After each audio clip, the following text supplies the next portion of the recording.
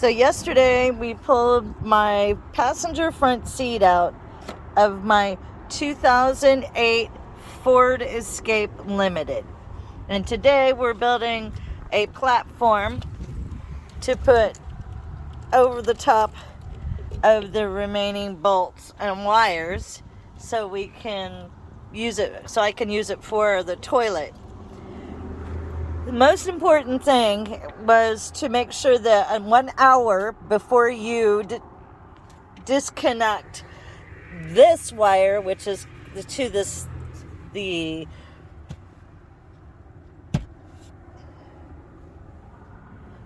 airbag, you have to let it sit for an hour, disconnect the positive from the battery underneath the hood of the car.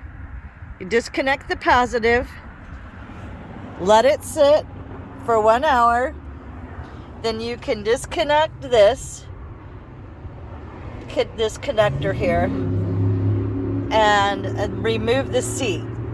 In the front, you'll see there is it took a torque of 55 Torx, Torx adapter to remove the two front bolts.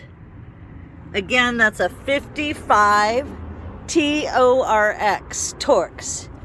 Back here, these bolts were 15 millimeter. So if you have a 2008 Ford Escape Limited, that's the devices, the tools that you use to remove the seat. And it was pretty simple after that. Once we disconnected the wire and removed these two bolts here and these two bolts here, the seat pulled straight up and came out very easy. When I turned on the car afterwards, I did not get any kind of notification, alarm, or anything that anything was wrong, so that's good. And there you have it. That's what we're doing.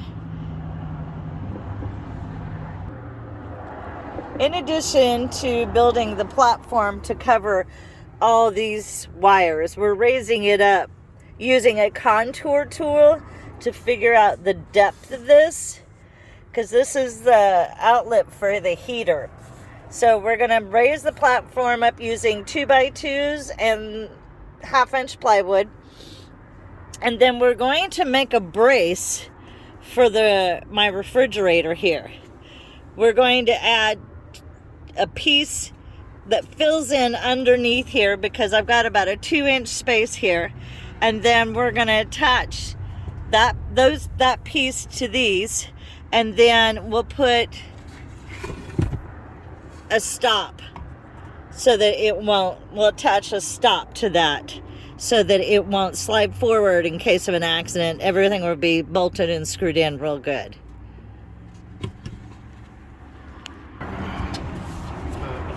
So now we're going to try and fit the platform in before we add the legs. And it looks like it's not going to work yet, but that's okay, because what the saw is for. Okay, so just follow it. I actually tested this out yesterday. I climbed into the back, which is normally where I will come in. I have a step stool that I have outside. I step in, and this is my bed. When normally I would just go outside of the car, I have to use the restroom. I would go outside the car, whether it's my shower tent or whatever. But I was able to slide over the console from here, slide down and step down here, and I had plenty of space to do it. And then we had my foldable toilet set up here, and I was able to sit on it without any issues. So it's gonna work in here. I'm not gonna have to buy a 5-gallon bucket. I'm not going to have to buy anything. I've already got a toilet that I can utilize for this space. So my friend trimmed the wood around here to contour it, the platform. Now this is just the top of the platform. We still need to install legs, small legs underneath to bring it up so that when it clears this hump and the floor and the bolts and the wiring. So we'll get to that here shortly.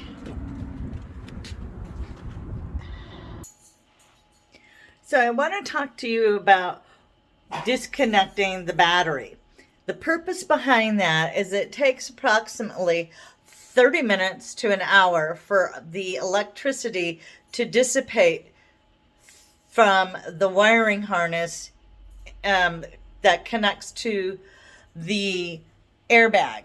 And that will keep it, by disconnecting the power and letting it discharge, it will keep it from going off, setting off the airbag when you go to disconnect the little socket or whatever that is, the jack.